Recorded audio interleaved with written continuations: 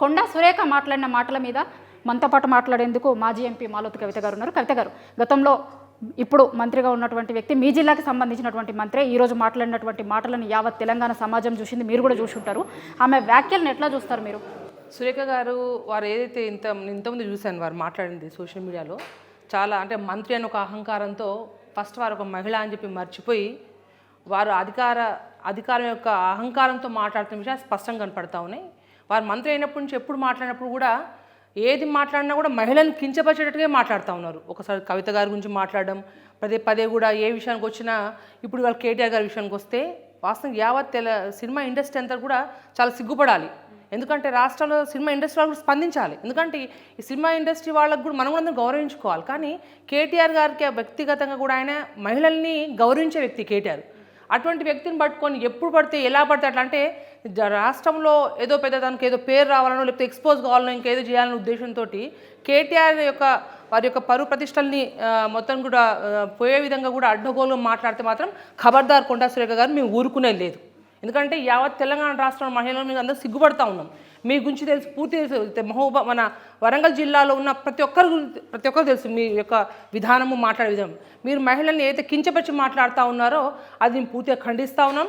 First of all మీరు ఏదైతే ఇవాళ వారి యొక్క కామెంట్స్ చూస్తూ ఉంటే ఒకటే కనిపిస్తూ ఉంది, హైడ్రాన్ని డైవర్ట్ చేయడానికి.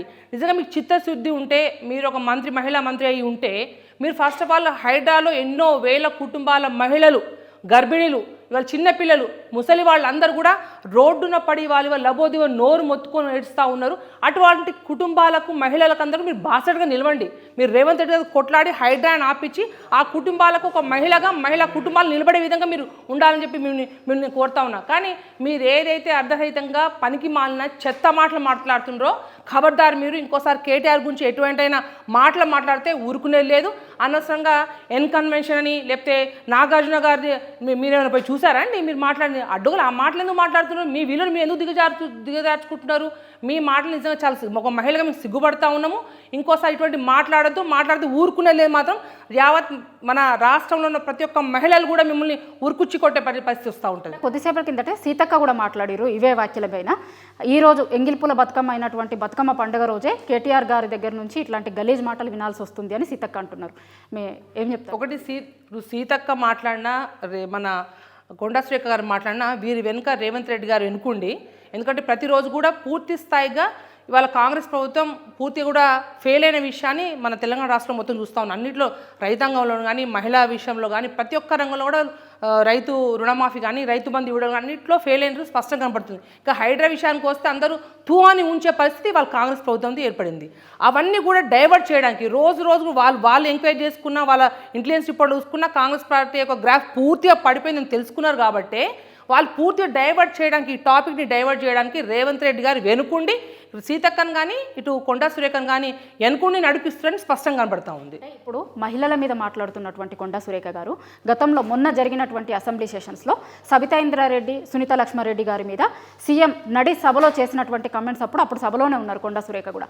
ఆ రోజు మాట్లాడినటువంటి వ్యాఖ్యలన్నీ కూడా అందరూ చూసారు, తెలంగాణ సమాజం అంతా కూడా. బతుకు బస్టాండ్ అవుతుంది అని మహిళల్ని కించపరిచేలాగా మాట్లాడినటువంటి మాటలు అందరూ కూడా చూసారు. కానీ అప్పుడు కనీసం మాట్లాడినటువంటి వాళ్ళు ఈరోజు మహిళల్ని కించపరుస్తున్నారు అనేటువంటి ఎట్లా మీకు అదే చెప్తా ఉన్నాం. వారు ఇప్పుడు సునీత లక్ష్మారెడ్డి గారు కానీ, సబితా ఇంద్రారెడ్డి గారు కానీ, కొండా సురేఖ గారు కానీ 2009లో మేము ఆ టైంలో ఎమ్మెల్యేగా ఉన్నాం, వారు మంత్రిగా ఉన్నాం. అందరం కలిసి పనిచేసిన వాళ్ళే కదా, ఒక చెట్టు కింద ఉండి పనిచేసిన వాళ్ళే కదా. మరి నిండు సభలో రేవంత్ రెడ్డి గారు అక్కలు ఎన్నుకుని మోసం చేస్తున్న ఒక మాట మాట్లాడినప్పుడు మరి ఆ మహిళ గుర్తు రాలేదా? మీరు పూర్తిగా నిజంగా మహిళల మీద ఒక చిత్తశుద్ధి ఉండి, మీ నిజంగా మహిళల మీద అంత ప్రేమ ఉంటే మీరు ఆ రోజు సభలో కనీసం మీరు డైరెక్ట్ కాకుండా ఇండైరెక్ట్గా వచ్చి కలిసి వారిని మీరు బాధపడ్డట్టు లేకపోతే చెప్పాల్సింది. కానీ మీరు పూర్తి స్థాయిగా కూడా ఇక్కడ బీఆర్ఎస్ పార్టీ కేటీఆర్ గారి యొక్క పరువు ప్రతిష్టలు దిగదార్చే విధంగా మాట్లాడింది తప్ప మీరేదో గొప్ప చేస్తున్నానో లేకపోతే మహిళలకి ఏదో సపోర్ట్ ఉన్నాడో ఎవరు అనుకోవట్లేదు. కాబట్టి మీరు మాట్లాడిన ఇవాళ విషయాలు చూస్తే ప్రతి ఒక్క విషయానికి చాలా సిగ్గు అనిపిస్తూ ఉంది. ముందు మీరు కూడా సిగ్గుపడాలి ఈ విషయంలో. కొండా సురేఖ ప్రత్యేకంగా వాడుతున్నటువంటి భాషను చూస్తే ఏమనిపిస్తుంది? ఒక మహిళా మంత్రిగా ఉన్నటువంటి వ్యక్తి, మంత్రి కాబట్టి ఏం మాట్లాడినా చెల్లుబాటు అవుతుంది. ఆ భాషను చూస్తే ఒక మహిళగా మీరేం చెప్తారు? తను మంత్రిగా ఒక అహంకారపూరితమైన మాటలు స్పష్టంగా కనబడతా ఉన్నాయి. తను అసలు ఒక మహిళగా అటువంటి మాటలు ఇంకా చాలా సీనియర్ నాయకురాలు ఆమె. ఇంకా తనని ఒక స్ఫూర్తి తీసుకునేటట్టు ఉండాలి. కానీ ముందు తరాల పిల్లలు వారి మాటలు చూస్తూ ఉంటే చాలా చండాలంగా వారు ఆ మాటలు వింటూ చాలా సిగ్గుచేటుగా అనిపిస్తూ ఉంది.